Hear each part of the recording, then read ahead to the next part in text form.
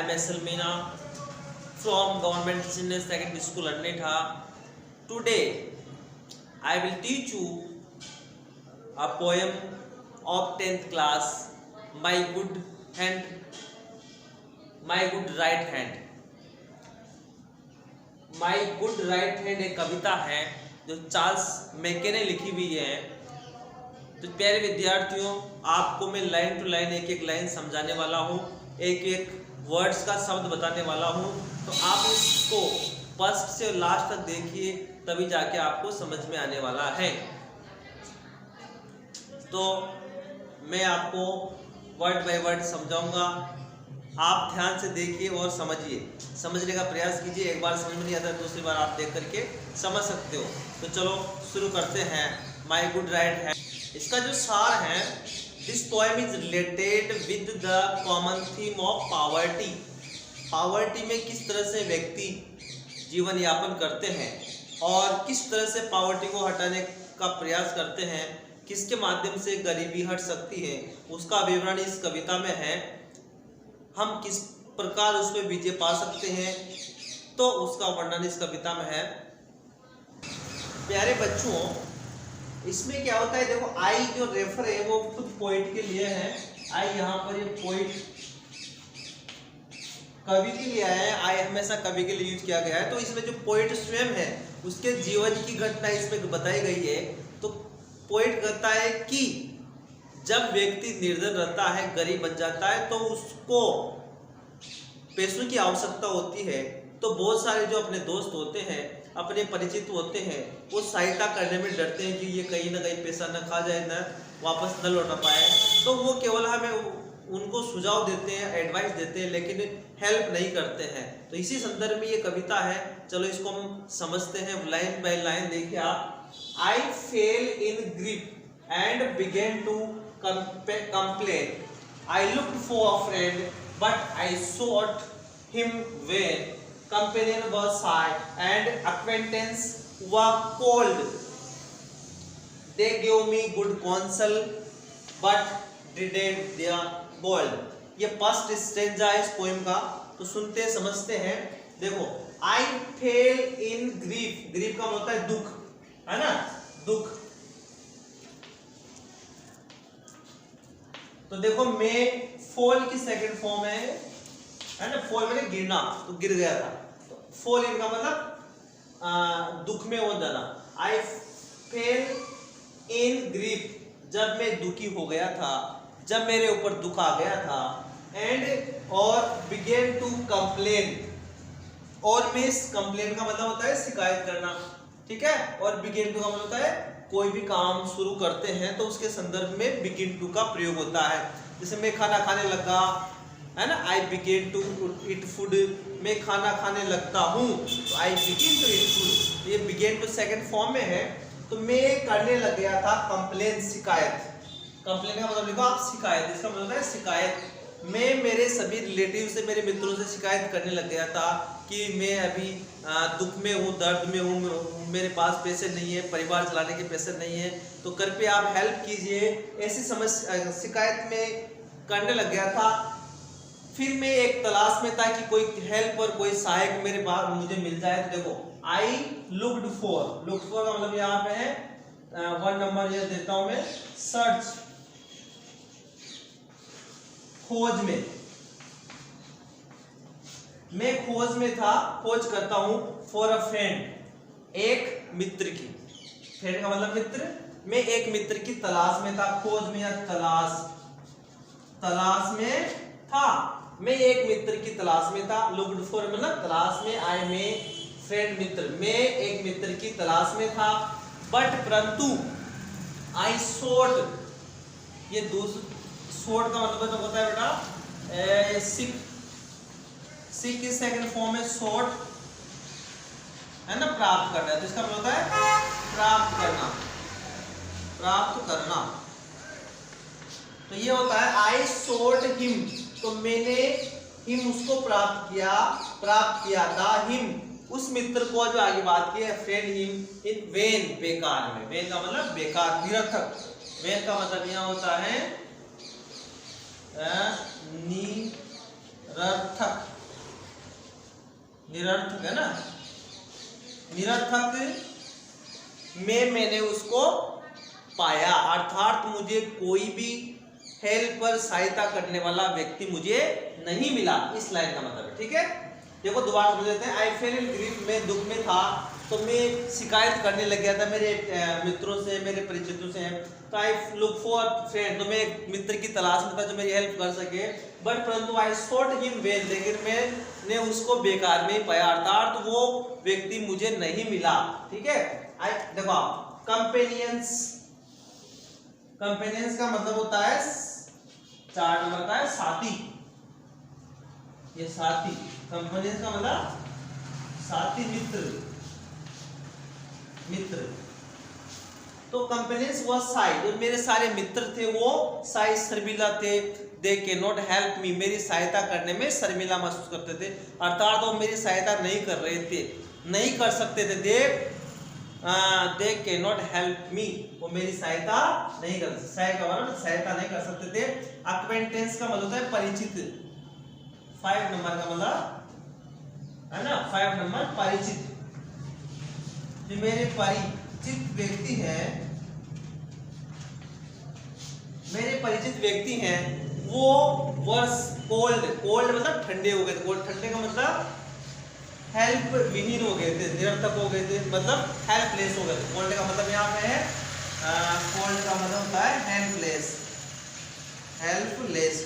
तो मेरी सारे एक्वेंटेंस, मेरे परिचित थे, वो निरर्थक हो गए थे ना, निरर्थक हो गए थे।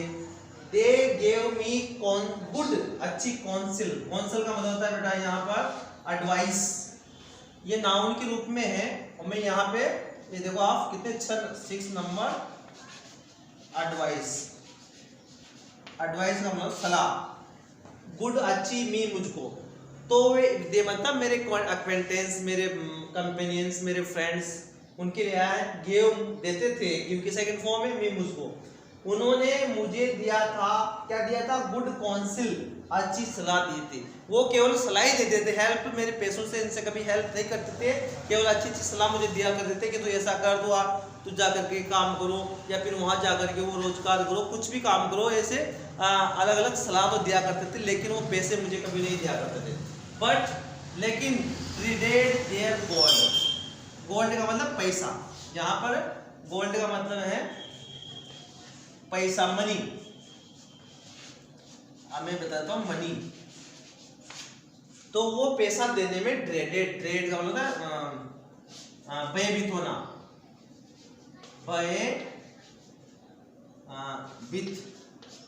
भयभीत होना। तो वो सभी व्यक्ति थे, मेरे मित्र थे, वो भयभीत रहते थे। गोल्ड का मतलब उनके मनी, पैसे देने में हमेशा भयभीत थे कि वो वापस, ये वापस आप अपने पैसे देगा नहीं दे, इस संदर्भ में हमेशा वो भयभीत रहते थे, और वो पैसे मुझे देते नहीं थे, केवल मुझे वो सलाह देते थे। तो ये फर्स्ट स्टेंजा है, आपको मैंने ये समझाया। देखो आप, I fell into grief and began to complain, मैं दुख में था, मैं शिकायत करने लग गया था। I looked for a friend, मैं एक मित्र की तलाश में था। But I sought him vain, लेकिन मैंने उसको नहीं, वो मुझे नहीं मिला, है ना। कंपेनियन वर शाय, मेरे जो सारे साथी थे वो भी शर्मिला थे, हेल्प नहीं कर पा रहे थे। एंड एक्वेंटेंस, परिचित व्यक्ति, वर कोल्ड, वो भी हेल्पलेस हो गए थे। They give me a good council, उन्होंने मुझे अच्छी सलाह दी थी, केवल सलाह देते थे। बट ट्रेडेड देयर गोल्ड, लेकिन वो उनके गोल्ड देने से, पैसे देने से, मनी देने से डरते थे। ये फर्स्ट स्टेज है इसका।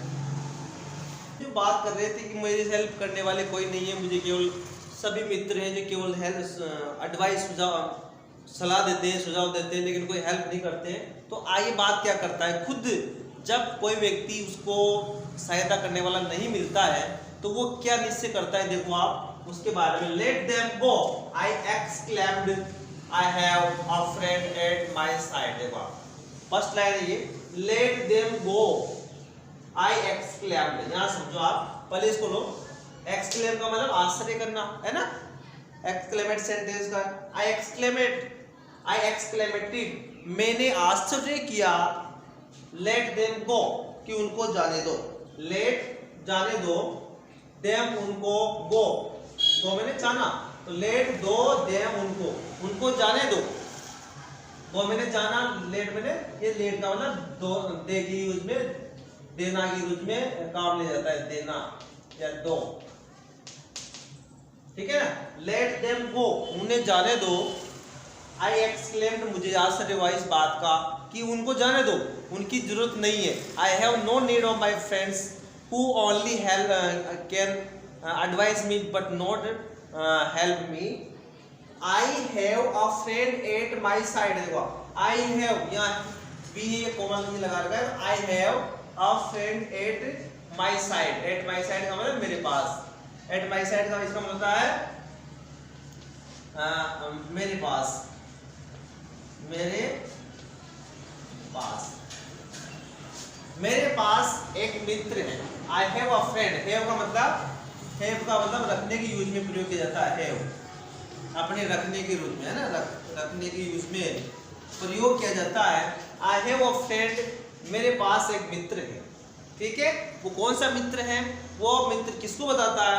वो हार्ड वर्क को अपना मित्र बताता है, कठिन परिश्रम को अपना मित्र बताता है, कॉन्फिडेंस को अपना मित्र बताता है। तो देखो टू लिफ्ट मी, लिफ्ट का मतलब यहां पर होता है उठाना,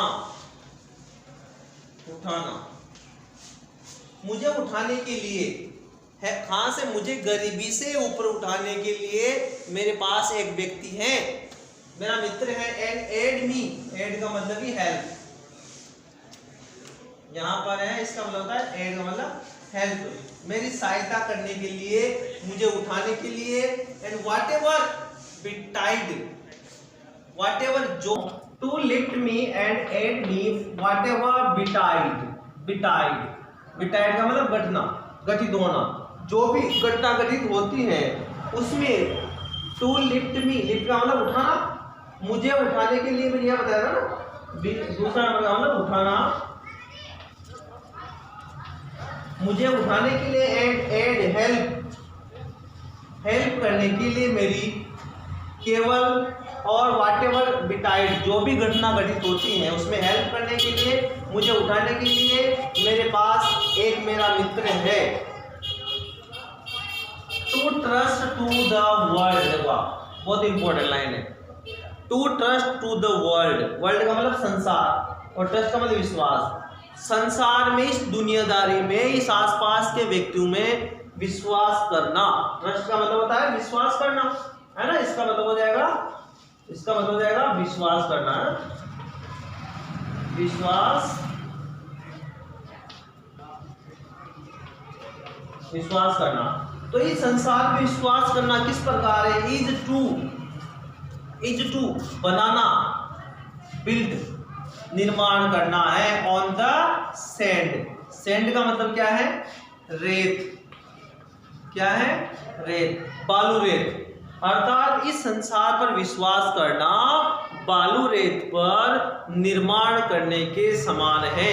अर्थात जिस प्रकार बालू रेत का निर्माण नहीं किया जा सकता, उसी पर इस दुनिया पर विश्वास नहीं किया जा सकता। ये बात इसमें बताई गई है, ठीक है। आइए मैं देखो, I will trust but in heaven, heaven का मतलब गॉड, मैंने बता दिया। हेवन का मतलब होता है गॉड। मैं केवल विश्वास करूंगा, तो भगवान में विश्वास करूंगा। And in my good right hand, और इन माई गुड राइट हैंड का मतलब माई हार्ड वर्क, मेरा कठिन परिश्रम, मेरा कठिन परिश्रम में विश्वास करूंगा, ठीक है। इसमें कहा देखो आप, लेट देम गो, उनको जाने दो। आई exclaimed I have a friend at my side, मेरे पास एक मित्र है, इस गरीबी से उठाने के लिए, मेरी सहायता करने के, जो भी कुछ भी घटित हो। और इस संसार में विश्वास करना रेत के किले बनाने के समान है। मैं केवल विश्वास करूंगा तो भगवान में करूंगा, और मेरे हार्ड वर्क में विश्वास करूंगा। तो इसका थर्ड स्टेंजा क्या है, देखिए आप। My courage revived in my fortunes despite, and my hand was as strong as my spirit was light. It raised me from sorrow and it saved me from pain. It fed me, played me again and again. ये है इसका जो rhyming scheme होती है, rhyme scheme निकालना मैं आपको बता देता हूँ। आप बच्चों इसको भी एक्सप्लेनेशन लिखोगे, उसको क्रिटिकल कमेंट्स में लिख सकते हो। इसकी राइम स्कीम कैसे निकालते हैं देखिए आप। डिस्पाइट, आई थी ना, आई की आवाज इसमें आ रही है, ठीक है, और लाइट, आई, इसमें भी लाइट, आई की आवाज आ रही है, तो ये, तो इसको हम ए दे देते हैं और इसको हम ए दे देते हैं, ठीक है। अब देखो इसमें पेन, आई क्या, पेन आई की आवाज आ रही है, और इसमें भी अगेन आई की आवाज आ रही है, मतलब, तो इसको हम दे देते हैं बी, और इसको हम, ये भी अगेन एंड पेन है, सेम आवाज है, तो इसको भी दे देते हैं बी। तो इसका जो राइमिंग स्कीम है वो ए बी बी, ये है इसकी पूरी, यही है पूरी पोएम में A B B rhyming scheme चल रही है। तो ये आप क्रिटिकल कमेंट्स में लिख सकते हो, इसका आपको डेफिनेटली आप आधा नंबर जरूर मिलेगा। अब देखो एक्सप्लेन करते हैं। माई करेज, करेज नहीं बोलेंगे इसको, माई करेज, मेरा विश्वास, करेज का मतलब विश्वास, रिवाइव्ड, पुनः प्राप्त हुआ, मेरा जो आत्मविश्वास था, सेल्फ कॉन्फिडेंस था, वो रिवाइव्ड, पुनः प्राप्त हुआ है बाय माय हार्ड वर्क, मेरे कठिन परिश्रम के माध्यम से, in my fortunes despite, in death, in despite of Fortune, despite of, in spite of Fortune, दुर्भाग्य होने के बावजूद, इन स्पाइट ऑफ मतलब इसका मतलब है, फॉर्च्यून का मतलब है भाग्य, है ना, डिस्पाइट का मतलब के बावजूद, मतलब दुर्भाग्य होने के बावजूद, इसका मतलब मिलाकर लिखेंगे अपन, दुर्भाग्य होने के बावजूद भी, रिवाइव का मतलब होता है पुनः जीवित करवा देना, करेज का मतलब होता है साहस, साहस, ठीक है, मेरा साहस पुनः, मेरा दुर्भाग्य होने के बावजूद भी पुनः वापस जीवित करवा दिया। एंड और माई हैंड वॉज, जो मेरा हाथ है, वॉज एज स्ट्रोंग, उतना मजबूत था, एक जिस प्रकार से माई स्पिरिट वॉज लाइट, स्ट्रोंग का मतलब मजबूत, मजबूत, मजबूत, है ना, मेरा हाथ है वो इतना स्ट्रोंग था जितना कि मेरी आत्मा हल्की होती है, हल्की होती है, उसी प्रकार जो मेरी आत्मा हल्की है, उसी प्रकार से मेरा जो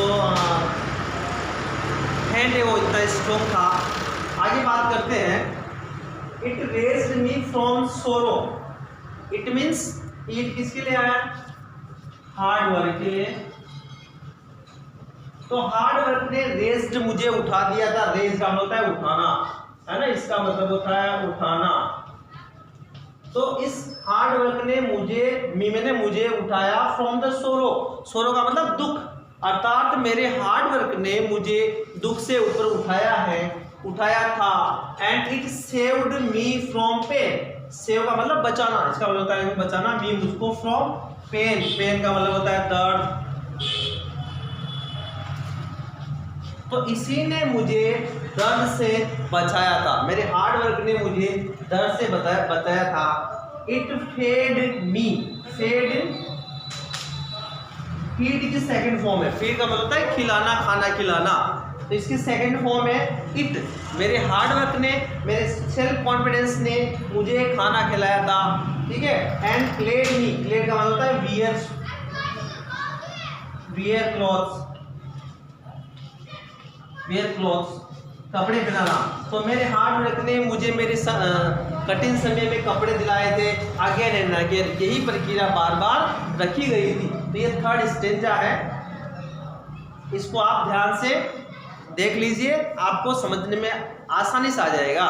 दूसरी बात करते हैं, स्टेंजा है, फोर्थ स्टेंजा है, यदि आपको समझ में आ रहा है तो इसको लाइक कर दीजिए और सभी मित्रों तक शेयर कर दीजिए, और यदि आप नए हैं, अभी तक आपने मेरे चैनल को सब्सक्राइब नहीं किया है तो प्लीज़ सब्सक्राइब करके बेल आइकन के ऑल पर प्रेस कर दीजिए, ताकि आने वाले हर वीडियो के नोटिफिकेशन आपको मिलते रहेंगे।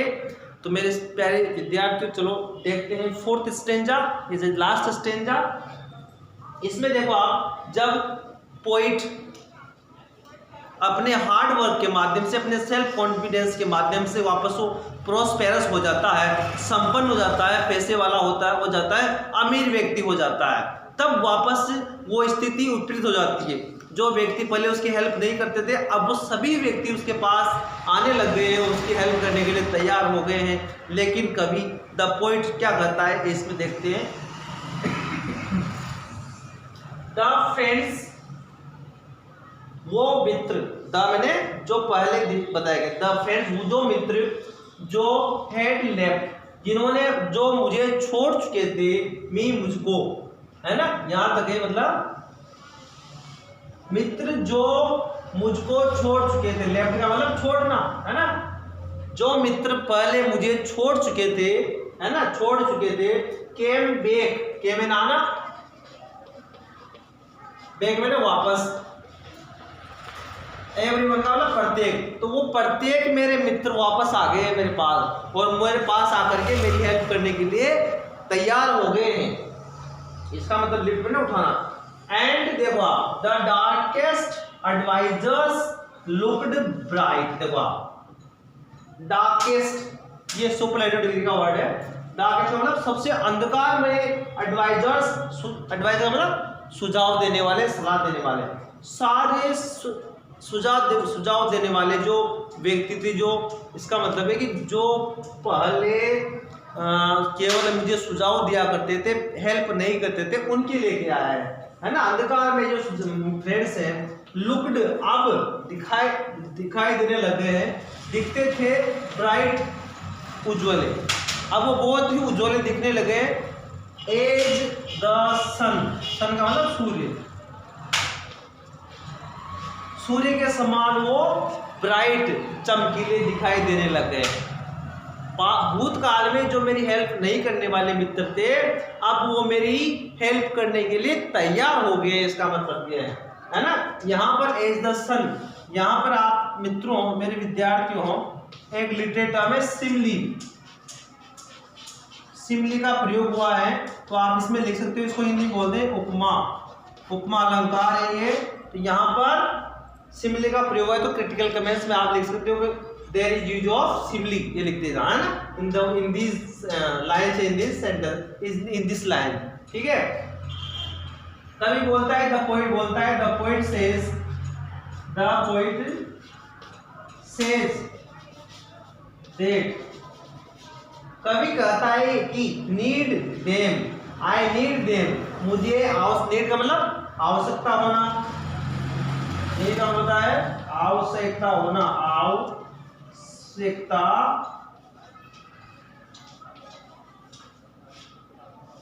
आवश्यकता होना, दे उनकी, no more, I need they, मुझे आवश्यकता है उनकी, नो मोर, अब और ज्यादा नहीं, अर्थात मुझे अब उनकी आवश्यकता नहीं है। जो व्यक्ति की मुझे पहले आवश्यकता थी, अब वो मेरी हेल्प करने के लिए आ गए, तो अब मुझे उनकी आवश्यकता की जरूरत नहीं है। As they all understand, as जैसा कि, दे वे सारे मित्र, ऑल सभी मित्र, अंडरस्टैंड, अंडरस्टैंड का मतलब समझना, जैसा कि वो सारे मित्र समझते हैं, अब मुझे उनकी आवश्यकता की जरूरत नहीं है, इसके बावजूद भी मेरे पास आ रहे हैं और मुझे हेल्प करने के, उनकी हेल्प के बारे में मुझे बताते हैं। तो आप, आई थैंक दी, दी का मतलब यहां पर बेटा, इसका मतलब होगा यू, तुम, यहां पर दिए ओल्ड वर्ड है दी, तो यहां पर कभी कर रहा है कि आई थैंक दी, थैंक मतलब यू का मतलब हार्ड वर्क,